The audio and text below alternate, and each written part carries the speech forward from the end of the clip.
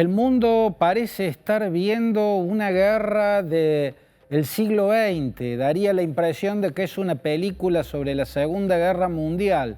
Y esto en alguna medida se explica porque el líder que está imponiendo esa guerra, el presidente de Rusia, Vladimir Putin, está moldeado en concepciones geopolíticas del siglo XX.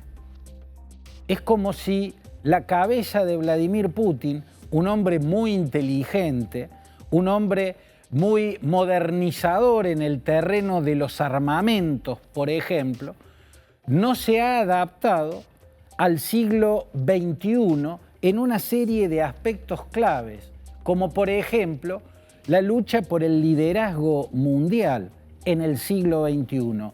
Él se maneja con conceptos que imperaron y que tuvieron una fuerte gravitación en el siglo XX. Su mirada geopolítica es típica de finales del siglo XIX y hasta mediados del siglo XX. La geopolítica parece haber vuelto, parece estar nuevamente de moda. Es una palabra que casi no se mencionaba en la segunda mitad del siglo XX. Había quedado mal vista la geopolítica como ciencia, porque los grandes líderes fascistas, Mussolini, Adolf Hitler, tuvieron en la geopolítica una gran fuente de inspiración.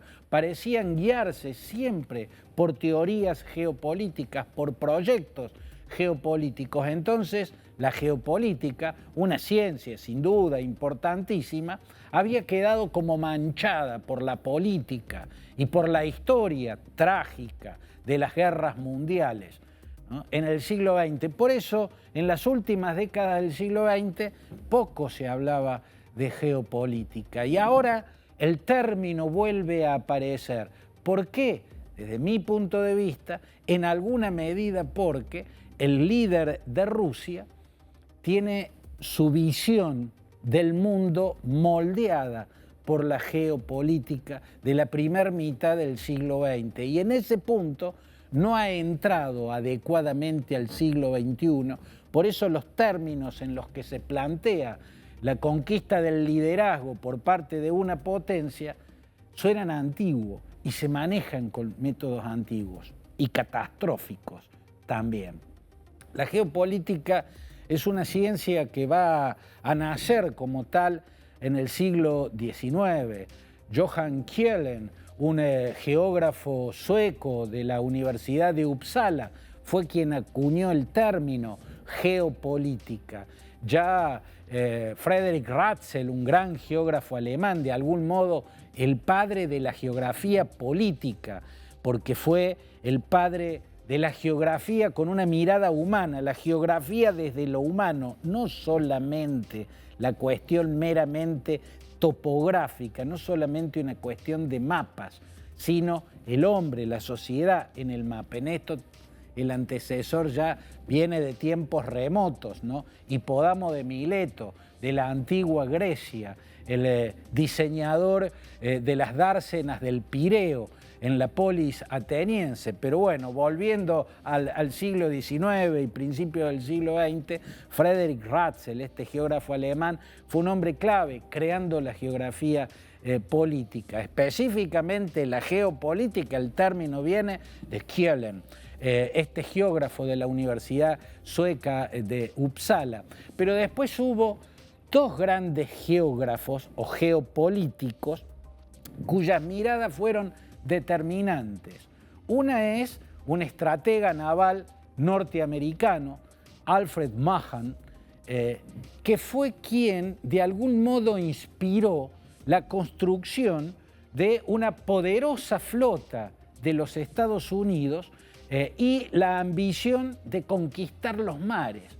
Por eso hubo una guerra de Estados Unidos que fue clave en la conversión de una potencia a escala global. La guerra de finales del siglo XIX, de la década del 80 del siglo XIX, de Estados Unidos y España, en la cual Estados Unidos le quita a España Puerto Rico, Cuba y Filipinas. Ahí da el salto a potencia de ultramar.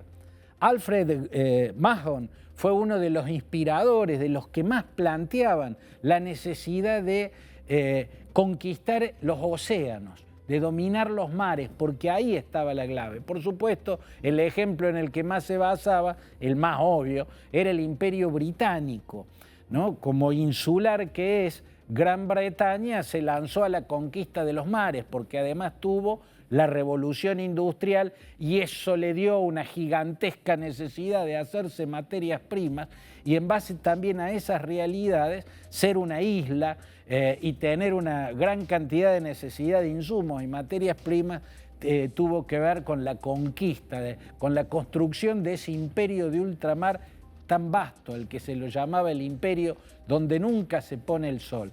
Maugham teorizó sobre los océanos como el punto clave a conquistar. Esa era su geopolítica.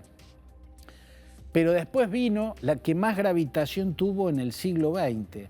Fue un geógrafo británico, Halford Mackinder, ¿no? Él tuvo la teoría del Heartland, ¿no? El corazón terrenal, digamos, la isla mundo, ¿no? La isla mundo, el Heartland, esa fortaleza geográfica natural, era Eurasia, el continente euroasiático, y el país euroasiático por excelencia es Rusia. Tiene una parte en Europa y tiene la otra parte en Asia. La gigantesca Rusia es el Heartland, del que habló Mackinder. Es la mayor masa territorial en el planeta Tierra, ¿no? Y ese es el corazón, ¿no? El Heartland, el corazón de esa isla mundo gigantesca. Las teorías de Mackinder pasaban por el control de esa isla mundo para dominar el mundo. Por eso, sin haberlo leído porque es anterior a él, pero guiándose por un instinto que después Mackinder convirtió en teoría, Napoleón fue a la conquista de Rusia. Por eso Hitler intentó conquistar Rusia, se guiaba por la importancia geopolítica de conquistar ese territorio que implicaba el gran instrumento de dominación mundial. Y esa es la visión que caracteriza a Vladimir Putin, porque se nota en su forma de actuar y en sus planteos y en los hechos que provoca, en los trágicos hechos que provoca, bueno, la influencia de Alexander Dugin, ¿no? Este pensador y también geógrafo, cuya teoría geopolítica lleva precisamente el concepto, como concepto central, el euroasianismo. Es un impulsor de la visión euroasianista, ¿no? O sea, Dugin, el geógrafo y pensador que más influencia tiene en el ultranacionalismo en general y en Vladimir Putin, que es el principal exponente del ultranacionalismo ruso hoy por hoy, en la concepción de él, como Rusia es euroasiática, desde esa conciencia euroasiática tiene que convertirse en eso, construir su hinterland, como en algún momento lo tuvo la Unión Soviética, con un muro de 14 países que la rodeaban, ¿no? Que protegían el Heartland, ¿no? La isla mundo, el corazón territorial de la masa territorial más grande del planeta. Bueno, en Putin se ve ese modelo de pensamiento, que tuvo una inmensa gravitación en el siglo XX. Las guerras mundiales tienen que ver con el predominio de esas teorías geopolíticas, pero que a esta altura de la historia, habiendo comenzado la tercera década del siglo XXI, tenga tanta preponderancia, aparezca tantas veces en la página de los diarios la palabra geopolítica. Repito, una ciencia valiosísima, muy útil, pero que había quedado mal vista, ¿no? Y que en la segunda mitad del siglo XX casi que empezó a ser un poquito marginada, un poquito ocultada. y ahora vuelve a tener una preponderancia, está en todas las páginas, en todos los artículos, este concepto. ¿Por qué? Porque hay un modelo de liderazgo que responde a patrones preponderantes en el siglo XX, no en el siglo XXI, que es el siglo en el que estamos y en el que se supone ciertas catástrofes humanitarias ya no podían volver a ocurrir.